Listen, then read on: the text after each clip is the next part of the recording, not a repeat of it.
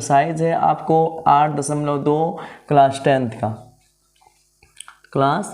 10th का जो है एक्सरसाइज कितना है 8.2 का क्वेश्चन नंबर हम लोग देखेंगे कौन सा 2 का फर्स्ट दिया है 2 tan 30 डिग्री बट्टा 1 प्लस tan स्क्वायर 30 डिग्री दिया है ना। हाँ tan स्क्वायर 30 डिग्री, इसको अच्छे से लिख देते हैं tan स्क्वायर 30 डिग्री बराबर, यानी ऑप्शन दिया है इसमें आप लोगों को, ऑप्शन दिया है ए में साइन 60, बी में ऑप्शन दिया है कॉस 60, 3 में ऑप्शन दिया है यानी ए, हाँ ए दिया है, ए क्या दिया है बी, और ये क्या दिया है सी में ऑप्शन दे दिया आपको tan 60 और डी में आपको ऑप्शन दे दिया है साइन 30। ठीक है, ये डी ऑप्शन हो गया। अब इस ऑप्शन में से कौन सा ऑप्शन सही होगा इसको हम लोग सॉल्व करके देखेंगे। तो पहले हम लोग सॉल्व करते हैं, कैसे सॉल्व करेंगे, तो देखिए 2 tan 30 का मान कितना होता है बताइए, ये तो ऑब्जेक्टिव है, आप लोग एकदम दिमाग में भी रखना शुरू कीजिए। tan 30 का मान क्या हो जाएगा 1/√3 बट्टा को आप लोग भाग में लिखेंगे 1 प्लस tan स्क्वायर 30, tan 30 का स्क्वायर 30 यानी 1/√3 का स्क्वायर। समझ में आ रहा है ना, 2 का 2 वैसे ही हो गया, tan 30 का मान 1/√3 बट्टा के बदले में भाग, ये 1 प्लस 1/tan 30 का मान 1/√3 स्क्वायर दिया है तो उसका हम स्क्वायर कर दिए, ये तो आ जाएगा 2/√3, ये भागा है, इसको ऐसे ही रहने दीजिए 1 प्लस 1 का स्क्वायर कीजिएगा 1 और √3 का स्क्वायर क्या हो जाएगा फ्रेश 3 बट्टा 1, ये हो जाएगा 2/√3 भागा 3 कम 3, अब इसको बनाइएगा 3 प्लस 1। ठीक है, तो ये आपके पास क्या हो जाएगा, वो तो ऐसे उतर जाएगा 2/√3 भागा 3 कितना हो जाएगा 4 यानी 4/3। अब एक काम कीजिए 2/√3 को जो है आप लोग बदलेंगे 3/4, ये भागा है गुना बनेगा तो ऊपर का नीचे, नीचे वाला ऊपर, 2 दूना 4। अब चलिए, अब मेरे पास क्या आया मेरे पास 3/3 गुने 2, मतलब गुने में 2 आया है। अब हम क्या कर सकते हैं, इस या तो हर का परिमेयीकरण करेंगे, यहाँ मेरे पास एक ऑप्शन है कि इस फ्रेश 3 को हम लोग क्या लिख सकते हैं √3 गुने √3, बट्टा में √3 पहले से है, एक 2 है तो इस √3 से एक √3 खत्म हो जाएगा, मेरे पास क्या आ जाएगा √3/2। अब चलिए √3/2 किसका मान होता है इसमें, साइन 60 का मान, साइन 60 का मान ही होता है √3/2। ठीक है, हाँ तो आपको क्या हो जाएगा साइन 60 का मान, यही ऑप्शन हो जाएगा, आंसर हो गया। अब हमको फर्स्ट में मिल गया, आगे बढ़ने की आवश्यकता नहीं है। cos 60 का मान क्या होता है 1/2, tan 60 का मान क्या होता है, tan 60 का मान हो जाए √3 और साइन 30 का मान हो जाता है 1/2। तो हमको क्या चाहिए था, यानी √3/2 देखेंगे किस ऑप्शन में है, तो ए में है, तो ए मेरा ऑप्शन हो जाएगा, सही कर देंगे इसको। फिर हम लोग इसका नेक्स्ट क्वेश्चन देखेंगे, 1 का 2 नंबर। चलिए 1 का 2 नंबर क्वेश्चन में आपको क्या दिया है, नहीं 2 का 2 नंबर 1 - tan स्क्वायर 45 डिग्री बट्टा में दिया है 1 प्लस tan स्क्वायर 45 डिग्री बराबर वाट, यानी कुछ हमको इस एकदम सेम टू सेम ऐसे ही है। तो इसका ऑप्शन नंबर ए में दिया है tan, क्या दिया है tan आपको दे दिया ऑप्शन में tan 19, दूसरा ऑप्शन दिया है बी में 1, सी में दे दिया है साइन 45 और डी में इसका मान दे दिया है 0। चलिए हम लोग सॉल्व करके एक बार देख लेते हैं। 1 tan स्क्वायर 45 का मान क्या हो जाएगा बताइए, tan 45 का मान यानी 1/√2 बट्टा स्क्वायर, बट्टा को भाग में बदलिए 1 प्लस फिर 1/√2 का क्या हो जाएगा स्क्वायर, 1 - 1 का स्क्वायर √2 का स्क्वायर फ्रेश, फिर 1 प्लस 1 और √2 का स्क्वायर क्या हो जाएगा फ्रेश 2। चलिए 2 एकम 2 - 1/2 भागा 2 + 1/2, समझ में आ रहा होगा शायद संभवतः। अब चलिए ये 2 में से 1 जाएगा 1/2 भागा 2 1 3/2, 1/2 ये हो जाएगा 2/3, 2 से 2 कैंसिल, मेरे पास क्या आया 1/3। अब जब 1/3 आया तो आप लोग सोचें 1/3 किसका वैल्यू होता है, अब 1/3 जो है इसमें से किसका वैल्यू होगा, तो tan 90 का मान तो होता है, अच्छा 1/3 तो किसी का वैल्यू नहीं होता है ना,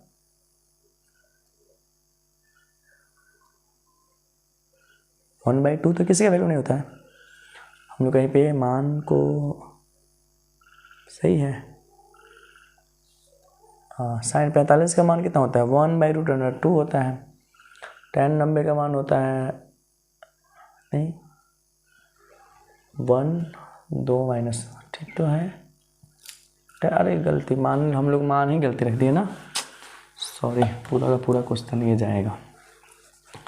हम लोग देखेंगे इसको फिर से। 1 माइनस tan 45, tan 45 का मान क्या होता है आप बताएंगे। tan 45 का मान होता है 1, फिर बट्टा भाग है, भाग मत दीजिए, इसमें बट्टा का कोई झंझट नहीं है। 1 फिर प्लस में 1 का स्क्वायर।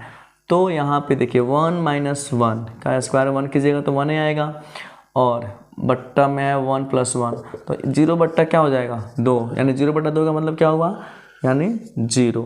तो फर्स्ट में मान क्या है sin tan 90, तो tan 90 का मान क्या होता है आप लोग बताइए। tan 90 का तो मान अपरिभाषित होगा, तो ई तो होगा नहीं, एक भी नहीं होगा। sin 45 का मान 1/√2 यानी डी ऑप्शन हो जाएगा। ऑप्शन नंबर कौन हो जाएगा आपका डी, ठीक है। ठीक है, थोड़ा सा मिस्टेक हो गया था वो, ये वो ऑप्शन नंबर क्या हो गया डी। फिर इसी का 3 नंबर क्वेश्चन हम लोग देख लेते हैं एकदम आसानी से। दिया है sin 2a बराबर क्या दिया है 2 sin a, ठीक है। तो तब सत्य है दिया है, तब सत्य होता जबकि a बराबर है। a बराबर है मतलब a दिया है, a बराबर है मतलब ऑप्शन के हिसाब से इसमें हम लोग मान रखेंगे। ऑप्शन फर्स्ट में क्या दिया है 0, ऑप्शन बी में दिया है ए ऑप्शन 0, ऑप्शन बी में आपको दिया है 30 यानी 30, सी में ऑप्शन में क्या दिया है आपको, सी ऑप्शन में दिया है 45, उसके बाद डी ऑप्शन में दे दिया है 60, ठीक है। तो हम लोग एक बार मान रख के चेक करेंगे। साइन रखेंगे 2a 0 हो जाएगा, ये बराबर 2 sin a की जगह पे क्या रखेंगे 0। अब चलिए ये साइन 2 में 0 से गुना होगा तो क्या हो जाएगा 0, और साइन 0 का मान हो जाएगा 0।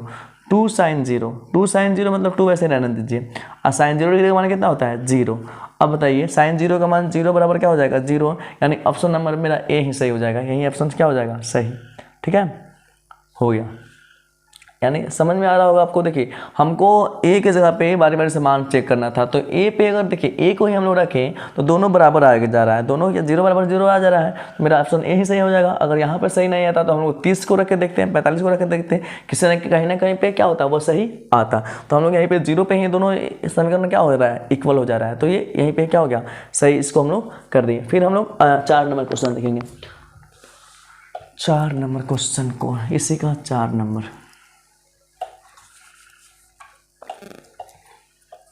चलो अब इसका 4 नंबर आप लोग क्वेश्चन दिया है 2 tan 30 बट्टा 1 माइनस tan स्क्वायर 30 बराबर है। अब क्या बराबर है, वहीं ऐसे ही ऑप्शन भी इसमें भी दिया है, ए में दिया है cos 60, बी में दिया है sin 60, सी में दिया है tan 60 और डी में दिया है sin 30। चलिए तो हम लोग पहले मान रख लीजिए 2 tan 30 का मान क्या हो जाएगा आपके पास, tan 30 का मान होता है 1/√3 भागा 1 माइनस 1/√3 का स्क्वायर। फर्स्ट क्वेश्चन शायद ऐसे ही था क्या, हाँ बस माइनस उसमें प्लस था इसमें माइनस, मत देखिए कैसे हो रहा है 2/√3 बट्टा 1 माइनस 1/3। चलिए 2/√3 ये हो गया भाग, ये लस हो गया इसका 3 और एक लस क्या हो जाएगा 3, 3 एकम 3 माइनस 1। आप लोगों को समझ में तो आ ही रहा होगा लगभग। अब ये 3 में से जाएगा 2 बट्टा क्या हो जाएगा 3। चलिए ठीक है, अब हम लोग क्या करेंगे, नहीं और सॉरी यहाँ पे √3 तो वैसे ही रहेगा, 2√3 वैसे ही रहेगा ना। हाँ तो अब चलिए हम लोग देखते हैं, यहाँ मैंने गलती कर दिया, यहाँ पे क्या रहेगा 2/√3 भागा 2/3। अब हम लोग क्या करेंगे, इसको हम लोग कटाएंगे। 2/√3 बट्टा क्या हो जाएगा 3/2। 2 से 2 आप लोग कटा दीजिए। यहाँ पे मेरे पास क्या आ जाएगा, यहाँ पे आ जाएगा आपको क्या, यहाँ पे देखिए 3 है और √3। अब इस √3 को हम लोग क्या लिख सकते हैं, √3 2 बार लिख सकते हैं। √3 से √3 कैंसिल होता है, यहाँ पे क्या आ जाएगा √3। और √3 का मान जो है किसके बराबर होता है, तो चलिए हम लोग देखते हैं। cos 60 का मान तो होता नहीं है, sin 60 का भी मान नहीं होता है, tan 60 का मान होता है √3। ऑप्शन नंबर सी यही हम लोग का आंसर हो जाएगा। ठीक है, तो ये भी क्वेश्चन खत्म हुआ। फिर 3 नंबर क्वेश्चन हम लोग देख लेते हैं। चलिए 3 नंबर क्वेश्चन भी बहुत आसानी से बनेगा, आप लोग देखिएगा उसको। 3 नंबर क्वेश्चन VVI है, इंपॉर्टेंट क्वेश्चन है, इसको आप लोग चाहें तो VVI लगा सकते हैं अपने किताब में। तो देखिए दिया है, क्वेश्चन दिया है tan A + B बराबर क्या है √3, यानी दिया है यदि tan A + B बराबर √3। और फिर क्या दिया है tan A - B बराबर दिया है 1/√3। और फिर दिया है ये जो है 0 से क्या है बड़ा है, और A + B दोनों मिलके ये क्या है लेस देन 0, मतलब 90 से कम और या उसके इक्वल है। तो अगर कोण A बड़ा है B से तो A और B का मान ज्ञात करें। हम लोग को क्या निकालना है, A और B का मान हम लोग को निकालना है। तो हम लोग सिंपली अपना काम करेंगे, पहले इसको उतारिए आप। तो tan A + B, ठीक है, और रूट में √3 का मान, यानी tan कितना का मान √3 होता है। तो tan यहाँ पर आप डाल दीजिए, tan 60 का मान होता है कि नहीं होता है। अब 2 भाग में बांटिए, फिर इसको अलग बनाइएगा आप लोग। tan A - B, अब इस कितना का मान होता है, tan 30 का मान होता है इतना। ठीक है, अब एक काम कीजिए, इस tan से tan ना कट जाएगा। अब क्या हो जाएगा A + B बराबर 60। समीकरण इसको क्या मान लीजिए A, और इस tan से इस tan भी कट जाएगा, हो जाएगा क्या है A - B बराबर क्या आ जाएगा 30। समीकरण क्या आ जाएगा 2। अब हम लोग काम करते हैं, समीकरण 1 और 2 से विलोपन विधि आप लोगों ने पढ़ा होगा, इसी क्लास में पढ़ना है। तो हम लोग इसको सॉल्व करेंगे विलोपन विधि से, यानी क्या करेंगे, समीकरण 1 + 2।